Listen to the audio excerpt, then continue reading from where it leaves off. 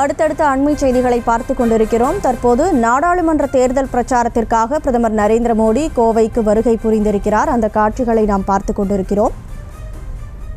நாடாளுமன்ற தேர்தல் பிரச்சாரத்திற்காக பிரதமர் நரேந்திர மோடி தற்போது கோவைக்கு வருகை புரிந்திருக்கிறார். தேர்தல் தேதி அறிவிக்கப்பட்டிருக்கக்கூடிய நிலையில் முதல் முறையாக கோவைக்கு அவர் வந்திருக்கிறார். கோவையில் சாலை பேரணியாக சென்று மக்களை சந்தித்து வாக்கு சேகரிக்கிறார் பிரதமர் மோடி. கூடுதல் விவரங்களோடு செய்தியாளர் பரிமளா இணைப்பில் இருக்கீங்க. வணக்கம் பரிமளா. பிரதமரின் வருகையொட்டி கோவை மாவட்டமே ஃபுல்லா பாதுகாப்பு வளையத்திற்குள் கொண்டு வரப்பட்டிருக்கிறது. தொடர்ந்து அவருடைய வருகையை ஒட்டி என்னென்ன முன்னேற்பாடுகள் செய்யப்பட்டிருக்கு? வணக்கம்.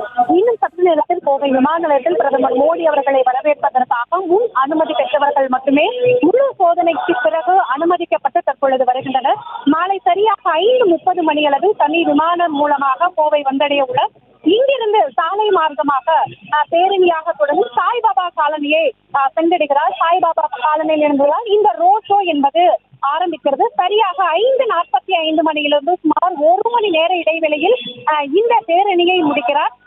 மற்றும் இங்கிருந்து கிட்டத்தட்ட 2.5 கிலோமீட்டர் தூரத்திற்கு பேரணியாக செல்ல இருக்கிறார். இருபுறமும் பேரிகார்டுகள் அமைக்கப்பட்டு மக்கள் அதிக அளவில் குவிக்கப்பட்டுள்ளனர். அதே போல இந்த சாய்பாபா காலனி பகுதி முழுவதுமே தற்பொழுது போலீசாரின் கட்டுப்பாட்டிற்குள் கொண்டு வரப்பட்டுள்ளது.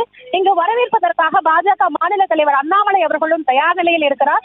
பொதுமக்கள் இருபுறங்களிலுமே பூக்கள் கைகளை ஏந்தி வரவேற்பதற்காக தயார் நிலையில் இருக்கின்றனர். அதே போல இங்கிருக்கக்கூடிய சாலையின் அருகில் சிறிய சிறிய மேடைகள் அமைக்கப்பட்டு பாரம்பரிய கலை நிகழ்ச்சிகள் மூலம் அவரை வரவேற்க உள்ளனர். மற்றும் குழந்தைகள் அதிக அளவு வேடமடைந்தும் அவரை வரவேற்க உள்ளனர்.